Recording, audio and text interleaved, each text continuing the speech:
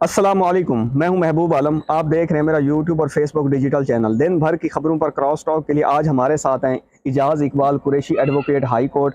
Sir, आपको welcome करते हैं। कुरैशी साहब, आज सबसे पहले हमने डिस्कस करना है डॉक्टर आफिया सदीकी के मुतालिक।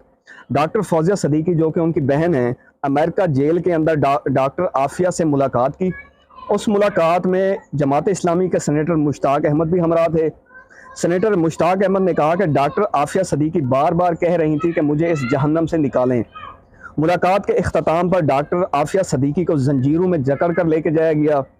आगे वाले जो उसके दांत थे कुरैशी साहब, वो भी टूटे हुए थे। और सेनेटर जो मुश्ताक अहमद हैं वो बता रहे थे कि जो आफिया सदीकी हैं वो इंतहाई कमज़ोर लग रही थी। क्या कहते हैं सर? शुक्रिया भाई महबूब, मेरे इंटरव्यू के लिए आपने मुझे टाइम दिया। मैं ये बात कहना चाहता हूँ, जो JUI के मुश्ताक गनी साहब हैं, जिन्होंने एक बयान दिया है कि जो आफिया सदीकी हैं वो अमेरिका में उसकी चाबी है वाशिंगटन में। मैं कहता हूँ कि वहाँ नहीं है, उसकी चाबी इस्लामाबाद में है। अगर हमारी खारजा पॉलिसी उस पर मुस्बत किरदार अदा करे तो उसकी रिहाई मुमकिन है। दूसरा आपका क्वेश्चन था कि जब इनकी बहन से और डॉक्टर आफिया सदीकी से उनकी मुलाकात हुई तो उनको जंजीरों में जकड़ा हुआ था। ये काबिल मजम्मत है, ऐसा नहीं होना चाहिए। इंसानियत भी कोई चीज़ है। अगर वो जिस वजह से उनको पकड़ा गया था, अगर वो मामला ख़त्म हो गया है, वो जंग, उस पर वो अमेरिका ने अपना बयान भी दे दिया है और उन्होंने उस पर माफ़ी भी मांग ली है, तो उसकी रिहाई होनी चाहिए। और हमारी इसमें खारजा पुलिसी बिलावल भुट्टो साहब को इस पर मुस्बत करार अदा करना चाहिए। गुजारिश है कि मुझे भी दुख हुआ कि खातून के साथ इस तरह का रवैया जो है ये मुनासिब नहीं है। अच्छा कुरैशी साहब, इसमें 20 साल के बाद डॉक्टर आफिया सदीकी ने बच्चों से मुलाकात की। जब डॉक्टर आफिया सदीकी को अगवा किया गया तो उस वक्त उसके साथ एक 6 महीने का जो बेटा उसका था सलमान, आज तक उसके मुतालिक पता ही नहीं चला कि वो कहाँ गया है। इस पर महबूब भाई मैं ये कहना चाहूँगा, जो इंसानी हकूक़ की तंजीमें हैं उनको इस पर मुस्बत किरदार अदा करना चाहिए। जो उसका बच्चा उसके साथ था 6 माह का या 6 साल का, सॉरी, तो उसको भी पता होना चाहिए कि वो कहाँ है। ये एक इंसानियत की तज़लील है जो कि हो रही है, ये नहीं होना चाहिए। कम से कम जो इंसानी हकूक़ की तंजीमें हैं ना, या जितने भी इस्लामी कंट्रीज़ हैं, उनको मिल के इस बात पे जोर देना चाहिए और इसकी रिहाई मुमकिन सिर्फ होनी आप चाहिए। ये देखें कि हम उस मुल्क में रहते हैं जिस इंसान ने पाकिस्तान को बनाया। जब उसकी बहन ने इलेक्शन लड़ा तो बदकिस्मती के साथ हमने उसको रियासत मुखालिफ डिक्लेयर कर दिया। उसके बाद ये देखें कि हम बदकिस्मती से ऐसे मुल्क के अंदर रहते हैं, जब बेनज़ीर ने इलेक्शन लड़ा तो यही नून लीग थी जिसने नाजेबा तस्वीरें हेलीकॉप्टर के ज़रिए फेंकी। हम तो उस मुल्क में रहते हैं। ये देखें ना, ये तो एक सियासी उच्च हथकंडे होते हैं जो हम इस्तेमाल करते हैं। हम किसी इंसान को वोट नहीं देते। हमारे यहाँ ये एक, यहाँ पे एक अशरफिया है, जो यानी कि एक जत्था है, ठीक है ना, वो जिसको चाहें वो जितवाते हैं, ठीक है ना, अपने लोगों को टिकटें देते हैं, फिर 2 नंबरी से लोगों को पोलिंग बूथ के ज़रिए जो अपने बंदों को जितवा लेते हैं। यहाँ पे इंसान को वोट नहीं मिलता। यहाँ पे बस जैसे पता ही आपको वोट अच्छा हो रहे हैं। बचपन से लेके आज तक हम यही सुनते रहे कि डॉक्टर आफिया सदीकी को डॉलर के इवज़ जो है अमेरिका के हवाले किया गया।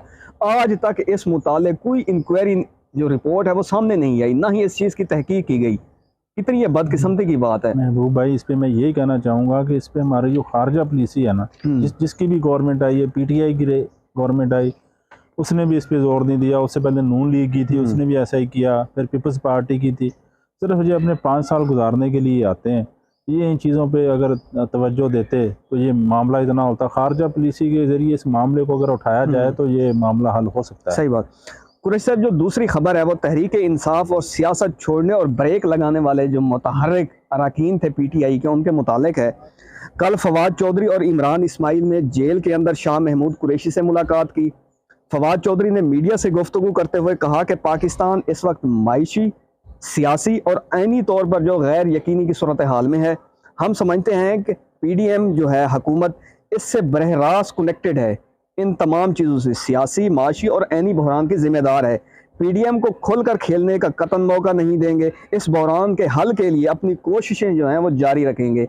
ये वही फवाद चौधरी साहब हैं जिन्होंने सियासत से ब्रेक लिया था। क्या कहते हैं? मैं इस पे ये कहूँगा कि फवाद चौधरी साहब जो भी बातें कर रही हैं ना, अब कोई इस पे अमल नहीं होगा, ना ही लोग इस पे इसकी तवज्जो देंगे। जब इमरान खान के साथ था तब भी ऐसे बातें कर रहा था, ठीक है ना। अब ये सिर्फ अपना वो वोट बैंक के लिए कर रहा है, सियासत में वापस आने के लिए। अगर आपने ब्रेक लिया तो भैया आप आराम करें, ठीक है ना, किसी और को मौका दें अपने हल्के से, ठीक है ना। पहले आप ये कहते थे कि वोट तो इमरान खान का है, हमारा तो वोट है ही नहीं, तो फिर अब वोट तो इमरान खान का है ना, आपने उनको मुश्किल वक्त में छोड़ दिया।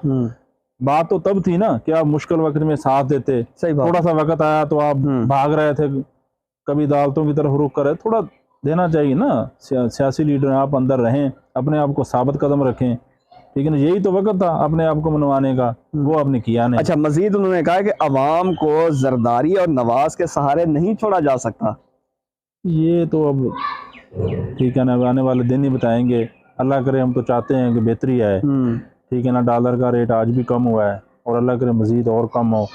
कुकिंग ऑयल का भी रेट कम हुआ है, चीज़ों का अल्लाह करे। हम तो ये चाहते हैं कि बेहतरी है, जो भी गवर्नमेंट हो, अच्छा, कुरैशी साहब, मुल्क के लिए बेहतर हो। कुरैशी साहब, आपको याद है जब फवाद चौधरी नारा लगाता था कि लेके रहेंगे आज़ादी, तुम्हारा बाप भी देगा आज़ादी। अब ये देखें किस तरह सारे नारे उसके खोखले साबित हुए हैं, ठीक है ना। सिर्फ बातें थी, लोगों को पता चल गया है कि ये लोग सियासतदान नहीं है, ये सिर्फ अपना वो वक्त गुजारने के लिए आते हैं, अपनी अय्याशियाँ करने के लिए, को मुल्क के लिए नहीं, बेहतरी के लिए नहीं आते। में गुजारिश ये है कि जितने भी रहनुमा छोड़ के गए हैं उन्होंने प्रेस कॉन्फ्रेंस की जेल से आने के बाद और सीधा घर चले गए। बस मैं आपसे एक सवाल पूछता हूँ, क्या बेगुनाह जो कारकुन जेलों में बंद है, क्या उनसे भी कोई प्रेस कॉन्फ्रेंस कराएगा? हाँ, यही मैं कह रहा हूँ कि सबके लिए ना एक जैसा होना चाहिए। ये नहीं, जिसने जुर्म किया है, जो उस वीडियो में शामिल है, मुलव्वस हैं, उनको सज़ा मिलनी चाहिए। क्योंकि पाक फौज जो है ना, वो हमारा एक असासा है, उससे हमारे मुल्क की शान है। और जो लोग भी इसमें मुलव्वस हैं, तस्वीरों में हैं, उनको ज़रूर सज़ा मिलनी चाहिए। सही बात। और बाकी ऐसे जो किसी इमरान खान का PTI का कारकुन है, ज़ाती दुश्मनी पे जिनको जेलों के अंदर डाला हो, उनको बाहर आना चाहिए। जो तस्वीरों के अंदर हैं, जलाओ घराव के अंदर हैं, सिर्फ उन लोगों को ही सज़ा होनी चाहिए। और बाकी जो लोग हैं ना, उनके लिए भी ये रास्ता होना चाहिए कि जिस तरह ये कह रहे हैं कि जनाब प्रेस कॉन्फ्रेंस करते हैं और बंदा छोड़ देते हैं, उनके लिए भी ऐसा। लेकिन इसमें मुस्बत रोल अदा कर रही है ILF के जो वकील है ना, मुस्बत रोल अदा करें, और अदालतें भी उनको रिलीफ दे रही हैं जो लोग मुलव्वस नहीं थे। अच्छा कुरैशी साहब, एक मेरा मुख्तसर सा सवाल है जो मुझे मुख्तसरी जवाब चाहिए। फवाद चौधरी और इमरान इस्माइल ने शाह महमूद कुरैशी से मुलाकात की, क्या आप बता सकते हैं कि किस नज़रिए से उसके पास गए थे? क्या पैगाम लेके गए थे या उनको कुछ समझाने गए थे? मेरे ख्याल में ये कोई एक प्रेशर ग्रुप बनाना चाहते हैं, ठीक है, उसमें उसको शामिल या ये कह सकते हैं कि जहांगीर तरीन का पैगाम लेकर गए होंगे। जहांगीर तरीन का पैगाम लेकर ये कोई प्रेशर ग्रुप बना रहे हैं कि हम एक ना अलग से ग्रुप बनाएं, उन लोगों को टिकटें दें, वो खड़ा करें, इसलिए गए थे। अच्छा कुरैशी साहब, आगे चलते हैं। जो हमारा तीसरा टॉपिक है, ओपन मार्केट में जो डॉलर की कीमत है उसमें बड़ी कमी हुई है। 25 रुपये जो डॉलर है वो सस्ता हुआ है, 290 रुपये पे आ गया है, जबकि इससे पहले जो था 315 रुपये पे था। ठीक हो गया। रात इसहाक डार ने जो पेट्रोल 8 रुपये और डीजल 5 रुपये सस्ता किया। LPG की जो कीमत थी वो 30 रुपये कम की गई। घी के रेट भी कम किए गए। मेरा यहाँ पे सवाल ये है कि क्या ये इलेक्शन की तरफ तो नहीं जा रहे? ये मैं ये कहना चाहता हूँ, इस पर थोड़ा शार्ट को जवाब दूंगा कि अगर रेट कम हुए ना तो ये मुल्क के लिए अच्छा है, ठीक है ना। इस वक्त जिस सूरत हाल में हम पैदा पड़ चुके हैं ना, मैं चाहता हूँ कि जो भी गवर्नमेंट आए ना, वो लोगों को रिलीफ दे। अब लोगों को रिलीफ चाहिए। नहीं, मैं मुझे भी ये लग रहा है कि इलेक्शन की तरफ जा रहे हैं। मैं इसलिए आपसे पूछ रहा था कि ये रिलीफ जो है ये मुस्तकिल रिलीफ होगा या सिर्फ आरजी इलेक्शन का स्टंट है? मुझे तो ये आरजी स्टंट लग रहा है, क्योंकि हमारे पास तो अब मेरे ख्याल में IMF को देने के लिए वो किस्त भी नहीं है, सुनने में ये आ रहा है, बाकी अल्लाह बेहतर जाने। अच्छा कुरैशी साहब, आपको शायद बेहतर पता होगा कि कल जो है IMF के जो मिशन चीफ के जो इंचार्ज थे, उन्होंने कल बयान दिया कि जब तक पाकिस्तान के सियासी सूरत हाल बेहतर नहीं होते हम कर्ज नहीं दे सकते। इसके अलावा कल वज़ीर आज़म ने जो IMF के डिप्टी थे उनको कॉल की, रिक्वेस्ट की कि हमें जो कर्ज की किस्त है वो रिलीज़ की जाए।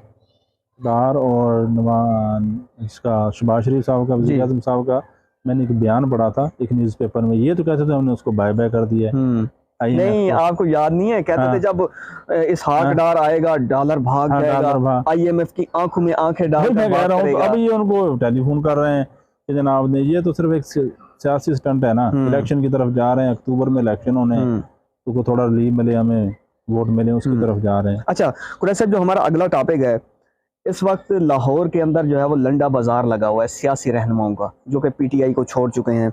सदर जो साबिक सदर हैं आसिफ अली जरदारी, उन्होंने लाहौर में आजकल जो है अपने डेरे लगा लिए हैं। जनूबी पंजाब के मोस्टली जो सियासी रहनुमा थे उन्होंने आसिफ अली जरदारी से मुलाकात की और PP में शमूलियत का वहाँ पे ऐलान किया।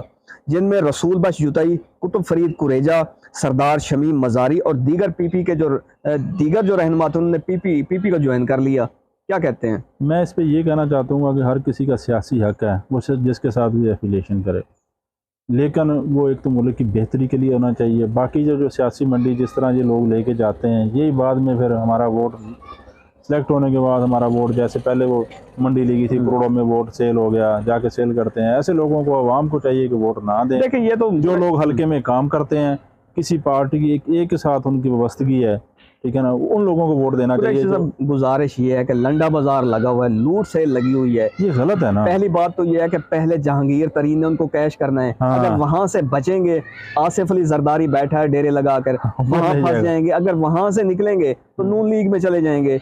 मैं कहता हूं कि ये सियासी जमातों को तोड़ने का जो सिलसिला है वो कब बंद होगा? क्या किसी सियासी जमात के रहनुमा को तोड़कर क्या आप उस पार्टी का वोट बैंक जो है वो तोड़ सकते हैं?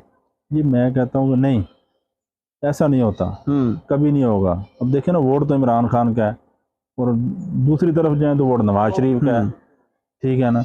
ये ऐसे तोड़ नहीं सकते वोट, ठीक है ना। अवाम उन्हीं को वोट देंगे जिनको जो टिकट लेके आएगा पार्टी। मेरे ख्याल में ऐसा है। मेरा भी ये गुजारिश है कुरैश, मेरा भी यही मौक़िफ़ है कि पार्टी को अगर रहनुमा छोड़ते हैं तो बेशक छोड़ दें, लेकिन पार्टी का जो वोट बैंक है वो मौजूद रहता है। अवाम कभी नहीं छोड़ती, रहनुमा बेशक छोड़ जाएं। अच्छा कुरैश साहब, जो व्लॉग के आखिर में जो आखिरी खबर है वो एक क़यामत की निशानी है, वो खबर मैं आपके साथ शेयर कर देता हूँ। चेयरमैन पीटीआई कौम से माफ़ी मांगे, जुर्म तस्लीम करें, फिर मुज़ाकरात का सोचेंगे। इमरान खान से मुज़ाकरात के लिए नवाज शरीफ को भी मनाना होगा।